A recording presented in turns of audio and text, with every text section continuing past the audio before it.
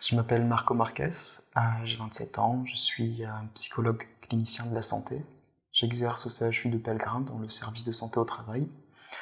Ma tâche consiste à recevoir les agents qui, au sein de leur travail, peuvent manifester quelques difficultés au quotidien. J'ai commencé à m'intéresser à la méditation au lycée. Je lisais pas mal de livres. J'ai commencé à essayer de pratiquer par moi-même. Il y avait beaucoup de notions d'ici et de maintenant. Alors, juste guidé par ça, j'ai essayé intuitivement de m'y mettre, de pratiquer. Ça a duré comme ça pendant quelques années, jusqu'à l'université. Et pendant l'université, pendant les cours, j'ai été amené à du coup découvrir ce qu'étaient les thérapies de troisième vague et du coup la pleine conscience, des approches qui étaient basées sur ce concept-là. J'ai été immédiatement touché dans le sens où ça m'a permis de mettre en mots, de mettre une certaine théorie, de mettre un certain cadre en fait dans ce que moi j'avais pratiqué un peu intuitivement et un petit peu brouillon. Donc j'avais vraiment, pour la première fois, du coup, un apport beaucoup plus concret de ce que c'était vraiment la méditation, de l'ici, du maintenant, comment le pratiquer de façon formelle, de façon informelle. Tout de suite, j'ai su que dans mon approche professionnelle, c'est quelque chose que j'aimerais intégrer. Ce qui fait que je commence à pratiquer un petit peu avec des CD, avec des méditations du coup typiquement de pleine conscience, jusqu'à mon Master 1, où j'étais suffisamment intéressé et je m'étais suffisamment renseigné, j'avais déjà un peu de pratique personnelle, et j'ai eu l'idée de prendre ce thème comme sujet de mémoire. Donc c'est là que j'ai rencontré Stéphane Faure et que j'ai pu évaluer un programme typique, un programme MBSR. Quand je l'ai rencontré, quand il m'a présenté un petit peu ce qu'il faisait, j'ai aussi découvert son site, un petit peu qu'est-ce qu'on pouvait finalement, qu'est-ce qu'on pouvait mettre en place, quelles étaient les démarches pour concrétiser davantage notre pratique, pour l'approfondir un peu plus. Et étant de plus en plus sûr de faire de la pleine conscience un des piliers de ma pratique professionnelle future, je me suis dit que le premier pas, c'était peut-être de suivre un programme afin d'avoir un réel encadrement, en quelque sorte. Quelqu'un qui me permettrait peut-être d'aller plus loin que des CD ou des enregistrements. Du coup, en Master 2, je me suis lancé dans ce programme-là. Voilà comment j'ai rencontré et comment je me suis lié un petit peu avec la méditation pleine conscience. Je dirais que la pleine conscience, moi comme je le vis en fait, c'est vivre de façon un peu plus riche, un peu plus approfondie peut-être, les expériences de ma vie, en fait, qu'elles soient intérieures ou extérieures. C'est comme ça que je le résumerais. Ouais. Tout à l'heure, je disais que j'avais lu quelques livres là-dessus, et en feuilletant pas mal de bouquins par rapport à la méditation de pleine conscience, j'ai vu que certains l'abordaient par une autre formulation de plutôt pleine présence, méditation de pleine présence. Je sais pas trop comment l'expliquer, ni comment le décrire, mais j'ai comme une impression de nuance quand même. Voilà, il y a une petite différence pour moi que je ne saurais pas forcément expliquer dans ces deux formulations. Et cette formulation de présence et de pleine présence, du coup, me convient un petit peu plus.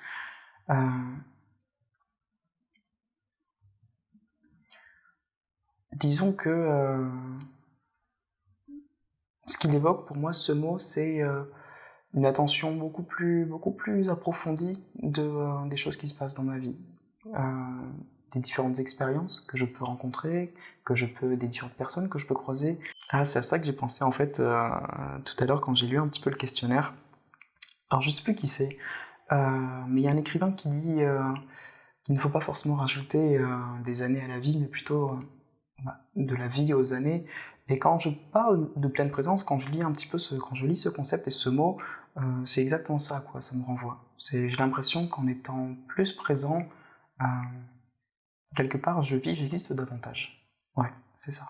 Quand j'ai lu le mot patience tout à l'heure, ça m'a renvoyé à quand je rentre chez moi, par exemple, après une journée de travail, ou notamment quand je sors plus tard que prévu, ben, du coup j'ai très envie de rentrer chez moi et très vite me mettre à des activités pour ne pas avoir l'impression de perdre un peu ma journée. Et bah, souvent, je me précipite dans un tas d'activités, j'engloutis mon goûter, voilà, il y a pas mal de choses comme ça que je fais euh, en mode vitesse accélérée. Et alors c'est marrant parce que c'est un mot au cours de ma pratique que j'avais pas forcément souvent investi ou investigué. Et là, en repensant à cette petite, à mes habitudes comme ça un petit peu que j'ai, euh, ça m'a renvoyé à une petite image, comme un cocher tout simplement qui s'endormirait en fait, qui lâcherait les rênes et soudainement bah, du coup ses chevaux ils commencent à s'emballer, l'un va aller à gauche, l'autre à droite, et quand il se réveille en fait tout simplement il rattrape les rênes. Et moi c'est exactement ça en fait, quand je suis d'un coup dans cette phase de précipitation, par moment je vais avoir une espèce d'éclat de lucidité et je vais juste bon, je vais un petit peu prendre une pause, sourire, parce que je sens que c'est plus moi du coup qui fonctionne, et c'est cette espèce de pilotage automatique. Et bah, c'est exactement ça, en fait, c'est le cocher qui reprend ses rênes. C'est exactement cette sensation que j'ai. Et pour le coup, c'est faire les choses un peu plus patiemment. Non plus me baser et porter mon attention directement sur le but, mais plutôt sur la réalisation des tâches. Je pense que c'est plutôt comme ça que j'appréhende ce concept de patience. Dans ma profession, c'est un concept qui revient assez souvent. Dans le cadre de mes consultations, on me demande souvent d'être dans le non-jugement. Alors, je trouvais que c'était simple à ressentir. Dans un entretien, dans une rencontre, dans une relation, euh, j'ai eu un peu plus de difficulté à le définir et à poser des mots dessus. Disons que quand j'ai plus de facilité à le définir dans une relation, dans une discussion. Disons que lorsque je suis avec quelqu'un et que j'essaie au mieux d'être dans mon jugement, j'ai comme l'impression qu'il y a une nouvelle voie de communication en fait. Quand je suis en méditation de pleine conscience ou pleine présence, quand je pratique, que ce soit formellement ou de façon informelle, euh, le sans-effort, moi je le vois davantage dans le fait que j'ai besoin de rien d'autre. À ce moment-là, je sens qu'il n'y a besoin de rien d'autre dans ce moment-là en fait. Et que du coup, je ne suis pas à la recherche, je ne suis pas dans cet élan de mettre quelque chose en place supplémentaire pour venir embellir, pour venir rajouter quelque chose à l'expérience du moment. Euh, dans cet instant-là, quand je suis un petit peu dans cet état de conscience, oui, il n'y a besoin de rien d'autre en fait. Il n'y a besoin de rien d'autre, tout est là, et j'ai la sensation que c'est dans cet enjeu-là, dans ce phénomène-là qu'il n'y a pas d'effort. Pratique professionnelle, bah disons que dans une consultation, quand quelqu'un va me dire quelque chose, euh, je vais pas essayer je vais pas forcément essayer de rajouter quelque chose, je vais essayer de prendre ce qu'il y a là. Je ressens qu'il n'y a pas d'effort supplémentaire de ma part, il n'y a pas quelque chose que je viens mettre en plus, il n'y a pas quelque chose que je m'efforce de mettre en place. Je laisse la chose être telle qu'elle est. Quand il y a une atmosphère, comme je le disais tout à l'heure, qui est parfois tendue, qui est propre, qui est inhérente à la situation, je vais pas forcément faire l'effort de la changer. Je vais l'accepter telle qu'elle est et lui laisser une place, en fait. Sans m'efforcer de vouloir la modifier, sans m'efforcer de vouloir la changer. La notion d'acceptation, je la renvoie à permettre que les choses soient telles qu'elles sont, à permettre qu'elles soient ici et maintenant, qu'elles se présentent à moi comme elles se présentent à moi. Quand je le rapproche de ma pratique, il y a beaucoup d'agents qui viennent, qui sont confrontés à beaucoup de choses qui les impactent profondément, et souvent ce sont des choses qui sont malheureusement hors de leur portée. Il s'agit de fonctionnement peut-être au niveau de la direction de certaines choses. En tout cas, ce sont des problèmes qui ne peuvent pas forcément être changés à leur portée à eux individuellement. Je l'associe un peu au lâcher-prise, à laisser la chose telle qu'elle est, et accepter quand une situation est source de sensations, de sentiments qui ne sont pas toujours agréables, laisser une place à ce vécu-là. L'esprit du débutant. J'associe ça à de la curiosité, à continuer à développer l'enfance un petit peu, l'enfant en nous. J'associe davantage à la confiance, cet esprit du débutant. Dans le sens où c'est un petit peu accepter et avoir confiance dans le fait qu'on se lance un peu dans l'inconnu. Depuis toujours, je me définis un peu comme une personne qui va être énormément dans l'appréciation de la beauté. Généralement, beauté en nature. Je me suis rendu compte que ça a été un petit peu, ça s'est généralisé un petit peu à l'ensemble de ma sphère de vie. Au cours de la pratique, il a fallu porter notre attention sur des choses importantes, sur des choses positives au quotidien, et en même temps sur ce que ça générait en termes de sensations, de ressentis, de sentiments. Et c'est ça que ça m'a apporté, une espèce d'exacerbation de ce sentiment d'apprécier les choses. Du coup, ce que ça m'a permis, ce que cette pratique m'a permis, c'est justement d'entraîner un petit peu cet aspect attentif, cette caractéristique, cet aspect attentif qui me permet du coup d'être conscient de tout ça autour de moi. Quand je parle apprécier la beauté ou apprécier les choses qui comptent pour moi, c'est pas forcément dans les grandes choses, mais j'ai constaté en éveillant davantage mon attention que ce sont l'ensemble des petits détails dans ma journée, dans mon quotidien, qui vont vraiment me ressourcer. Et du coup, ce que la pratique a permis, c'est ça, c'est multiplier ces petits moments en fait de présence et de conscience du coup à ce qui est important pour moi. J'essaie de pratiquer au moins 20 minutes par jour. J'essaie de m'y plier. Il y a des semaines où je vais faire moins, d'autres semaines où je vais faire plus. Sachant que c'est quelque chose que sur lequel je me questionne un petit peu, ça devient vite nécessaire, dans le sens où